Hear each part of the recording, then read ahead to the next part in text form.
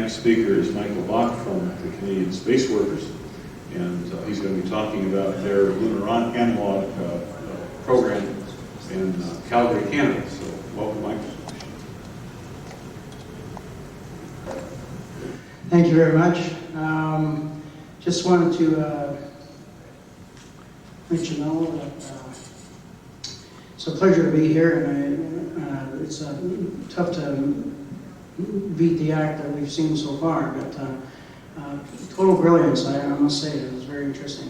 What we're doing in Canada and Calgary is building a lunar analog station, and we have a 31-foot Airstream trailer with computer equipment, life support, and communication for the International Space Station inside this unit as a demonstrator. Now, what I'm going to be talking about today is with large facilities in and how the automation system, the computer automation that controls the power distribution, can be used to be adapted towards using it on the moon. Now, this is what I'm going to be doing is doing some very basics on how automation works, and then how it can be used, so that you can have an idea of what I'm getting at. So, starting out here. So building automation systems are basically programmed, computerized monitoring systems that are in a network, and what they do is they monitor and they control mechanical equipment from a centralized location. It's often used to save on power, and as well also used to save in order to have auxiliary equipment come on and that sort of thing. So they also improve on maintenance and efficiency and that sort of thing. So that's basically what a computer automation system does.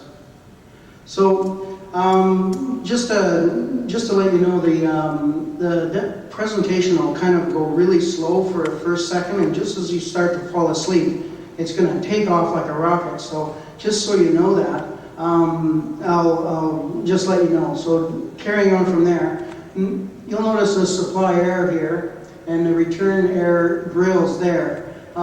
Many buildings, you'll notice that they have a supply air grills that come on out, and then they go into the room, and then they go back in through the ceiling space through return air grills. And then, as you see in this one, it has a little return grill right there.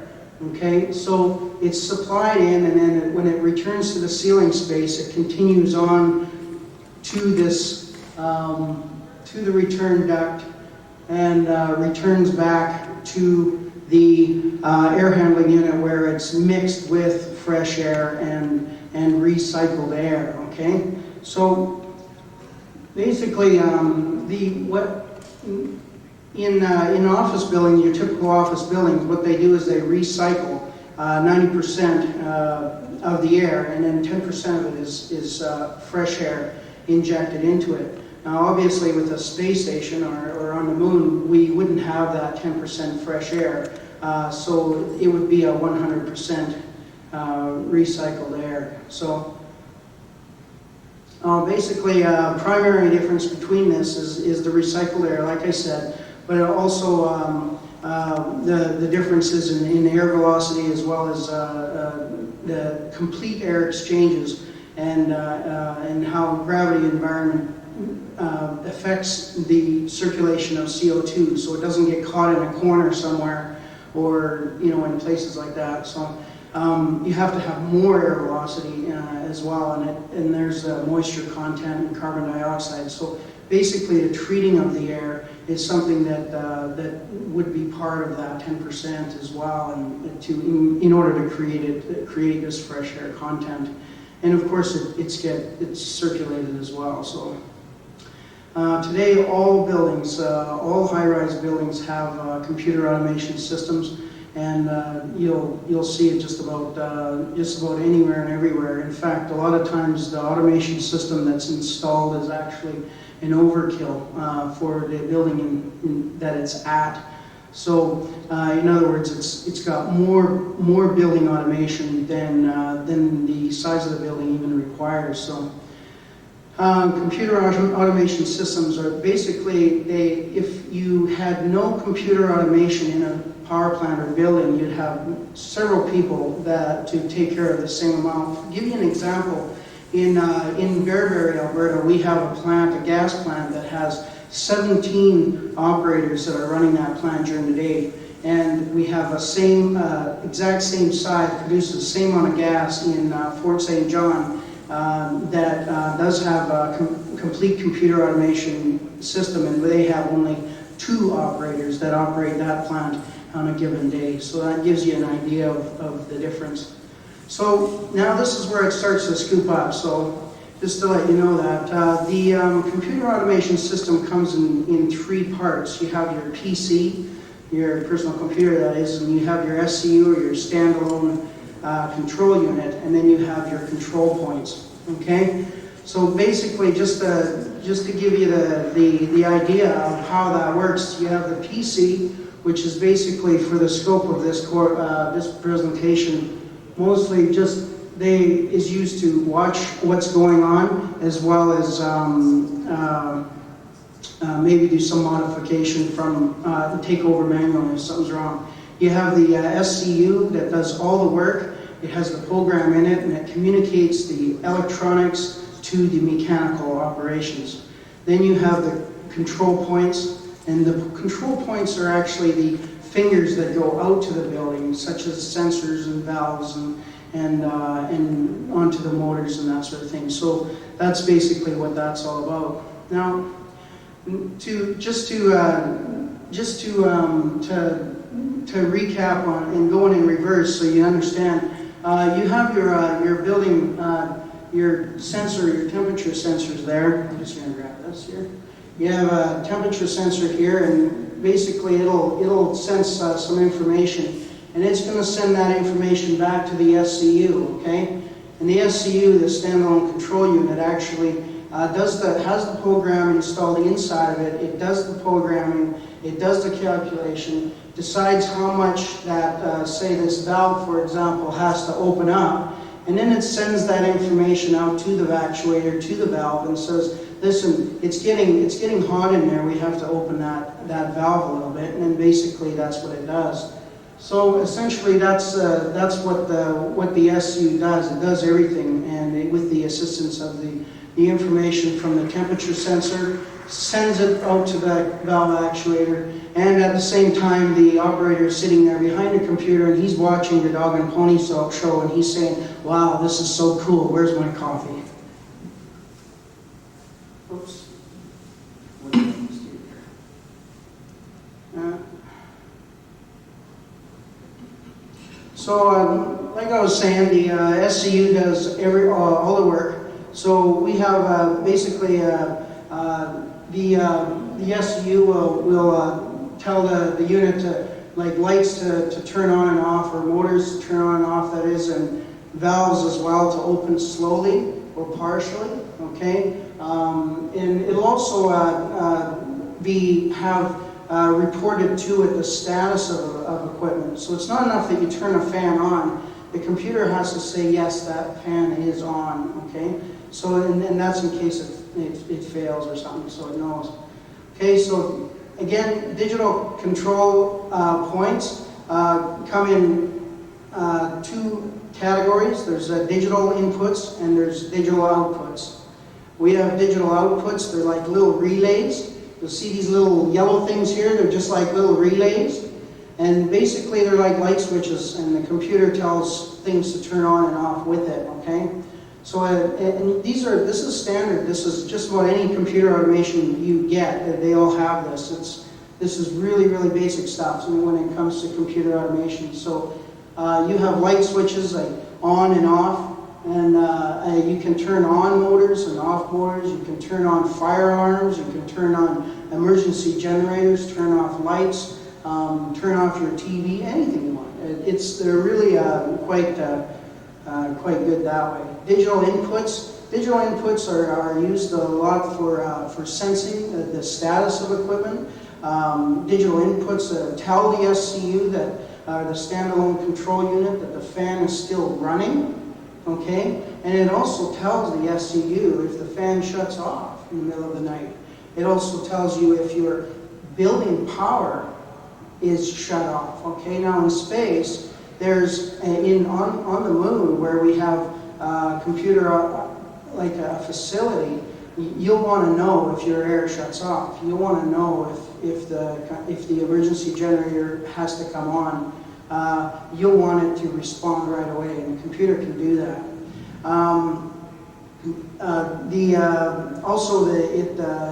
It also sends an alarm, such as if there's an alarm, but it also turns on a backup piece of equipment, it still tells you that that thing failed, and you can look at the equipment, why it failed, while the backup is still running. So that's kind of what you're looking at.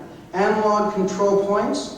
Analog outputs and analog inputs are the other two. So we got digitals and we got analogs, okay? So analog in 3 degrees in the last 10 minutes, so it opens the valve up to anticipate another 3-degree drop, these sort of things, right? So quickly, this is not a quiz, by the way, but I just call it one. Just as a review there, the standalone control unit, or SCU, communicates with the mechanical equipment, okay, to the field equipment, and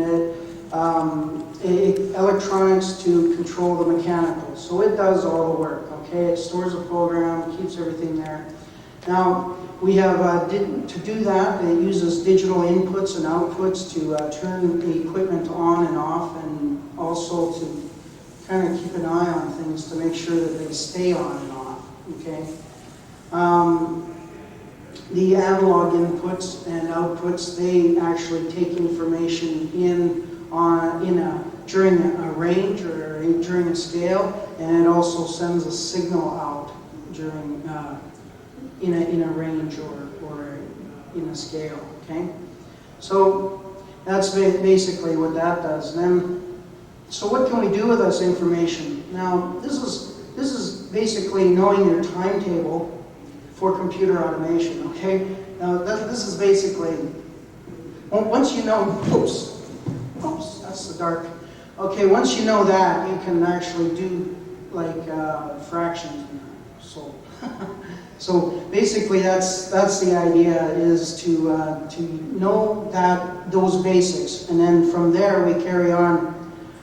What they can be used for is alarm points, okay, and duplex systems. Just quickly get into that, and safety shutoffs, as well as startups of equipment, and then local controls for the computer and the SCU in case the computer or SCU fails, okay.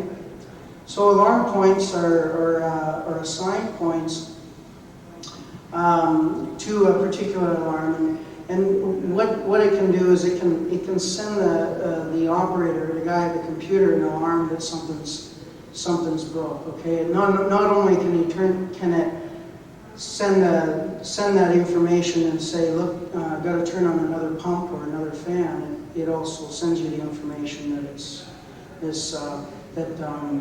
that something needs to be fixed. You can record trends, such as if you have a leak on a door in a lunar habitat, and you know every day it seems like it's leaking a little bit, and there's a small pressure differential, and it picks it up. It can send you an alarm or take a trend, register it to say that, well, why is that? And then you figure it out. The sun's just kind of coming out on that particular time. It's something happens that causes that anomaly, and you're able to correct it, or at least not be knowledgeable that it happens. Also, it can be programmed to notify you by pager or whatever. Duplex systems. Duplexing is when you have several pieces of critical equipment in a row, such as boilers or pumps. And what the computer can do is it can have a lead, lag, and standby. If you have a boiler or a pump or anything that's actually lead, it's doing all the work, and then it can have a lag one to come on if the workload is too low, and then a standby can carry on from there. That kind of gives you an idea of what it can do, but also it can rotate around. So say you have three boilers, but you want to make sure that they all get lots of exercise, so you'll rotate it every 2 weeks around, okay? Safety shutoffs, shut down and start up. Using those points, the multiplication table, like I mentioned, you can do things like have emergency generator come on. If the power goes out, you can have a fire alarm, shut off fans, turn on fans. If I burn my eggs, for example, and the smoke detector picks it up on a lunar habitat, first thing it can do is seal off one door. Sets a sensor to see if I'm walking out the door. Once I'm out, it can seal the door automatically, turn off the exhaust fans, shut off any gas that I have cooking my eggs with, and then actually smother the fire out with some other kind of a system. All this can be just done automatically, just like that. So just to give you an idea of safety shutdowns and startups. Then everything can go back to normal after the fire's out. And it can exchange the air out of that room as well. So that's pretty good. Local controls are what the manufacturer sends with most critical equipment when they come to a building. And that would be the same as what we do with a lunar habitat. We'd have local controls. Basically what they are controls that allow the machine to run without the computer, just run on its own. So what we do with that is if the computer is to fail, and the SCU is to crash, this critical equipment would still work just fine, okay? The only problem is that it wouldn't be a central monitoring anymore. You'd need a couple extra people to go out there and kind of keep an eye on things, because it doesn't work so good without the computer. You can't watch every corner of your habitat and measuring it for CO2 and that. You'd have to go out physically and check this equipment to make sure that it's all right, okay? So reviewing, basically we have office buildings that recycle about 90% air. In Canada we have a minimum of 10% fresh air. In space the same rules apply. You can, the only difference is the recycling of the air volumes and air velocities, because limited gravity, your CO2 can hover by your head. These sort of things. You need a higher velocity, more volume exchange. You have the other things is that you can do is running this equipment. You can actually have an exchange of air. Like in a smoke room, for example, it's 21 times an hour. In some buildings, it's 4.5. Hospitals, we can have as much as 4.5. If we have 100% fresh air coming in. It's just giving you an idea. Again, with reviewing PC monitoring equipment from a central location, that you have the SCU that translates electrical information to the mechanical, and you have digital inputs and outputs that actually allow you to turn things on and off, as well as monitor whether they're staying on or off. And analog inputs and outputs that actually measure on a sliding scale or range that allow you to do calculations and that. And they also send out signals from the SCU to change equipment. So then you got alarm points, the duplex system, and the emergency shutdown and startup, as well as local controls, and that's it. So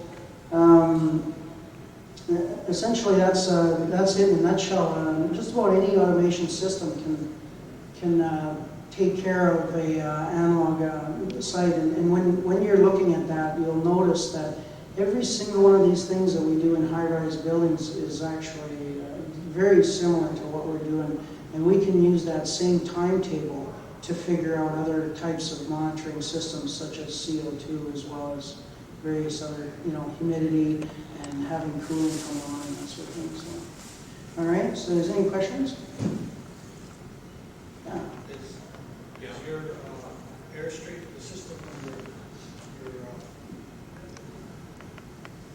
the system in your mobile module, your control center for your analog setup, is that going to do this kind of stuff? Yes, the system that we're building in Calgary, we have a centralized monitoring system for, and then, like I said, it's built inside of an Airstream trailer. We have all the equipment, the life support, as well as communication with the ISS and that sort of thing. The intent to use that trailer is it's going to be the central power plant or distribution portion where we'll monitor the expansion of the rest of the lunar habitat. So yes, essentially what it is to use automation system to have fingers out to the field so that everything can be monitored from the hard shell lunar portion, and so that and also act as a safe retreat for people if there's any pressure drops in or losses, breaches in the surface and that. So anything else? Pressure breaches? Computer capacity, you see most scenarios have modularity to adding habitation units or greenhouses or construction shack or some specialized function. And redundancy, failure is obviously critical. And how sophisticated are we talking? Can all the software and control systems operate on a standard PC notebook, for example?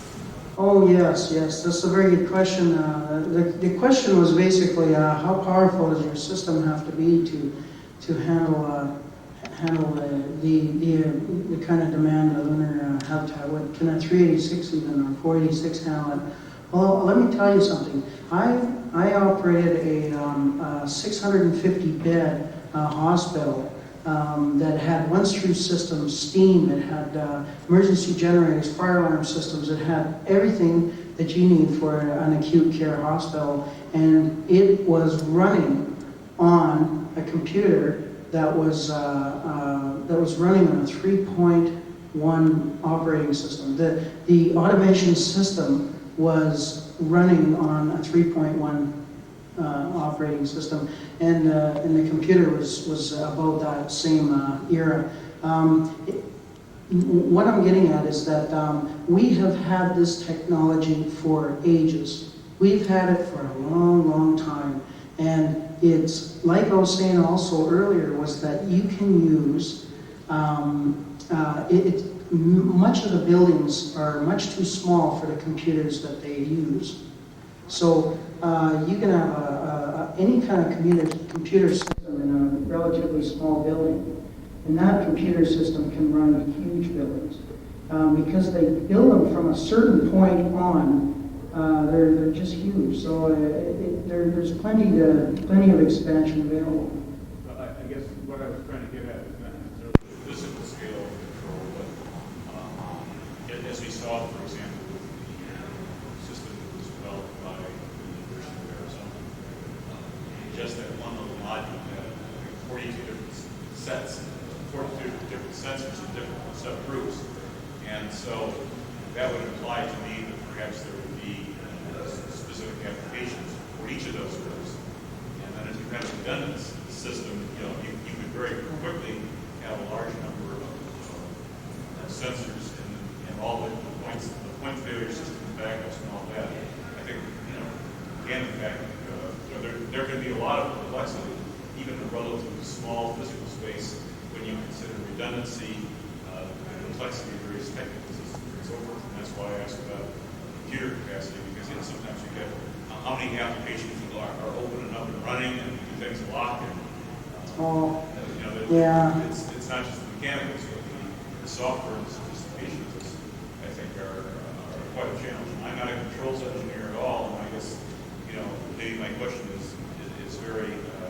reflects my lack of knowledge. Oh, that's fine. I just, Well, maybe I can answer that a little better. For one thing, whenever we run a building, we always run it on a standalone unit or a unit that's not connected to a network, so it can't be hacked into in any possible way. That's for one thing. So we don't play our games on it, for one thing. But also, many of the systems, and I worked on a system like 10 years ago that was in a lab that had 3,000 points, and it was a fairly old system. And there was redundancy there was all kinds of stuff they didn't need, and sensors that weren't used for a long time. But the thing is about sensors when they fail, for an example, is when they always fail big time. Like your temperature reading will be way out there. It's not like they go out of calculation a little bit. They go way out. When they fry, they real fry. And that's essentially and also a lot of the equipment, if it fails, it's intended to fail in a direction that fail on, fail off. You know what I mean? It always fails to the safer side. In Canada, all our heating valves fail open to heat, and all our gas valves fail closed, which means if you went over there and whacked the head off of it, it would either, if it was a gas valve, it would shut down. If it was a heating valve, it would fail open. Am I getting closer to that, to your answer? So what you're saying is really that a laptop is fully capable of handling multiple subset systems, and therefore, even if you have redundancy, your laptop basically can give you reliability. Yeah. Oh, yes, by all means. In fact, you can, in many cases, you can take the laptop with you throughout the building and just plug it in anywhere. Even like every thermostat, there's a plug. You can just plug it right in, and bang, you've got it right there.